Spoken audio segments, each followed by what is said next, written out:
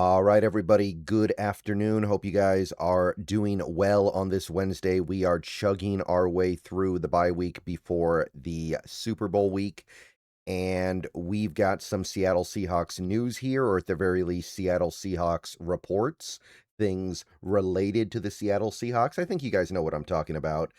Obviously, this particular news report that you guys are seeing on the screen has more to do with the Cardinals than the Seahawks, but it definitely affects the Seahawks. So let's get into it a little bit here.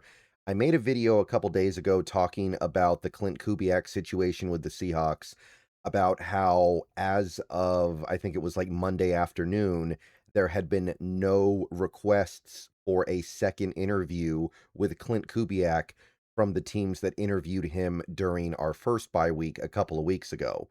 Well, that has now changed, so let's talk about it a little bit. All right, everybody, before we go any further into the video, I want to take a minute to tell you guys about a wonderful app called Sleeper, a one-stop shop for all your sports needs. You can celebrate and chat about sports in real time with other users. You can get all kinds of scores, sports news, and sports alerts with blazing fast speed. And of course, you can play in fantasy leagues and win real money on picks contests. So enjoy sports with other people in a community. Download the Sleeper app today, and remember to use the promo code SBN, that is SBN, for up to $100 match on your first deposit. And they also have a free $20 entry right now, no deposit required, so pair those two up. Terms and conditions do apply. See Sleeper's terms of use for details. Currently operational in over 25 states and growing. Check out the Sleeper app and have fun with sports this year. All right, so granted, we haven't seen this from any of the big money sources yet. We haven't seen this from Schefter or Rappaport or anybody like that yet. But we do have Tony Pauline, who I have referenced on this show before, reporting that the Cardinals are going to have a second interview with Klint Kubiak later this week. So I know he's not Adam Schefter, but Tony Pauline has done some of this stuff before, and he seems pretty good. So if he says it, there's probably at least some truth to it. Now, talking about the Cardinals situation in particular, one thing that's going on with them is that it was believed that they were very close to coming to an agreement with the Rams offensive coordinator, Mike LaFleur, who they can hire right now if they wanted to, but for some reason they haven't finished that job yet. As of right now, they have not signed LaFleur to be their head coach, obviously, or else they wouldn't be interviewing Kubiak. So that's kind of an interesting wrinkle here. What if they lose LaFleur because they're chasing Kubiak and don't get Kubiak? So not really sure what's going on there. It sure seemed like LaFleur to the Cardinals was a done deal for a minute there. Maybe the second interview didn't go so well. Maybe they just don't want to make a decision until they get that second interview with Kubiak. But personally, I'm hoping that after this interview happens, whenever it happens, the Cardinals go with LaFleur because he's there. He's a guy they can hire this very second because the Rams season is done. So hopefully we survive this. However, there are some other reports, and this is another not necessarily huge NFL source, Vincent Bonsignore. Don't know much about Vinny here, but according to him, and I've heard this from some other sources as well, some other smaller sources, Klint Kubiak is going to have a second interview with the Raiders as well on Saturday. So if that is indeed the case, then that means Kubiak has two second interviews. And if you make it to the second interview, there's probably a good deal of interest. And we know that the Raiders are hot to trot on Kubiak as well. So it definitely seems like one way or the other, there's going to be an opportunity for Kubiak to become a head coach this offseason. The question is, does he want it? And the question is, are these teams going to be patient enough for the Super Bowl to end to hire him? Because it's only a couple spots now. And if they get cold feet, then maybe there's a scenario where both teams just jump on somebody else. Like I said, LaFleur can be hired right now. Davis Webb can be hired right now. Anybody who is not coaching on the Seahawks or Patriots can be hired right now.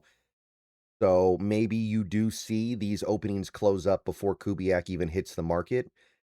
But we do see this from time to time. Coaches on Super Bowl teams, coaches on teams that go to the Super Bowl, do get head coaching jobs that cycle because somebody is willing to wait for at least a little bit. And it sure seems like these two teams are the two teams that are willing to wait. It's Wednesday, we're a week and a half away from the Super Bowl, and there's still no fillings here. So would not surprise me if Kubiak gets an opportunity with one of these two squads. Again, I still kind of suspect the Cardinals are going to ultimately hire LaFleur. They were really close with him, supposedly. It would be kind of weird if they didn't get him at this point after the things we were hearing. But it sure seems like the Raiders are waiting for him. And if either of these teams makes it through the Super Bowl with no coaching hire, then you're probably looking at least one of them waiting for Kubiak, and that's why they don't have someone. Now, obviously, these are two landing spots for Kubiak that are not really all that great. I don't think I'm hurting anybody's feelings when I say that. Both of these teams were 3-14 last year.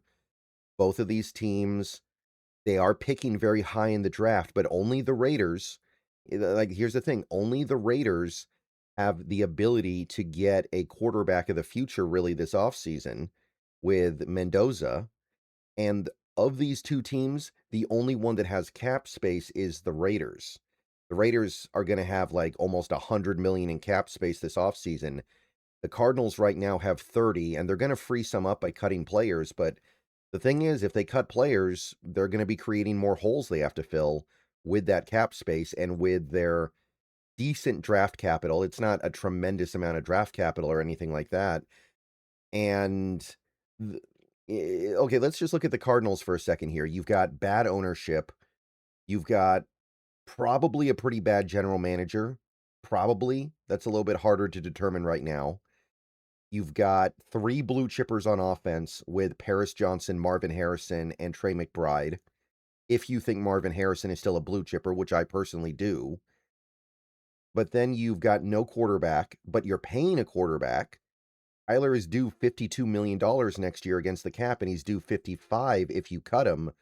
So either way, you're going to be paying a quarterback a ton of money, even though you don't have a quarterback, because clearly Kyler's not really the guy. And you don't have the ability to get a new quarterback because you're picking 3rd overall in a crappy draft. And free agency doesn't really have any options for you unless you like Daniel Jones or Aaron Rodgers, who might not even sign with the Cardinals if he had the opportunity to. And you've got no blue chippers on defense unless you want to count Budda Baker, who's old, right? Dalvin Tomlinson is old. You've got Walter Nolan III and Will Johnson, who are both good, but they're also very injury prone. I don't think those guys are blue chippers. You can't count on them. And other than that, it's like, what else on that team are you excited about? Trey Benson? Um, Michael Wilson? There's not a lot going on there. And the Raiders, they're even worse. They've got Brock Bowers. They've got uh, Genty. They've got, that's it. They don't have anything else. Maybe they have Jackson Powers Johnson, but they don't seem that interested in him. They don't seem to like him that much. They got Max Crosby, who they're probably going to trade this offseason. So, okay, you're going to get the picks out of that. But you don't have any blue chippers on that defense. You've got nothing to be excited about. And you've got the ownership situation, which is kind of a mess. So, really, really bad landing spots. And if he stays in Seattle, look, he's got his quarterback, he's got his receiver, he's got his offensive line mostly in place. He might have his running back, although maybe Walker leaves in free agency. That's always possible, but you've got a really good defense backing you up. I know that it's going to be less money in all likelihood, and I know it's an offensive coordinator job, which is not nearly as glamorous as a head coaching job, but there is a pretty strong argument to be made that you're better off staying. But here's the thing. If these guys, generally speaking, have the opportunity to become a head coach in the NFL, they're going to take it, even if the opportunity isn't great. And the fact that Kubiak is going into second interviews with the Cardinals and Raiders is, to me, kind of indicative of the fact that he probably is open to it. Like, why would you do multiple interviews with a team if you're just gonna, at the last second, say, "You know what? I don't wanna go." Maybe you go in there and you discover something you don't like about them that makes you decide you don't wanna get hired by them. Maybe during the interview, you realize you don't wanna do it, but I imagine he's going into the interview with a belief that he might actually get that job and he wants the job. So, hard to know what's gonna happen. Again, hoping that one or both of these jobs gets filled before the Super Bowl because, again, if it's open and the Super Bowl is played, you know who they're waiting for, and then I'm just hoping that Kubiak says no, and I think there's a lot of reasons why he would wanna say no, why it would be smart for him to say no, but realistically, the fact that he's interviewing shows there's some interest. Alright, let me know what you guys think. I'm hoping things work out, but it's starting to look like these 2 teams really, really like him and really, really covet him, and that's gonna be hard to beat out.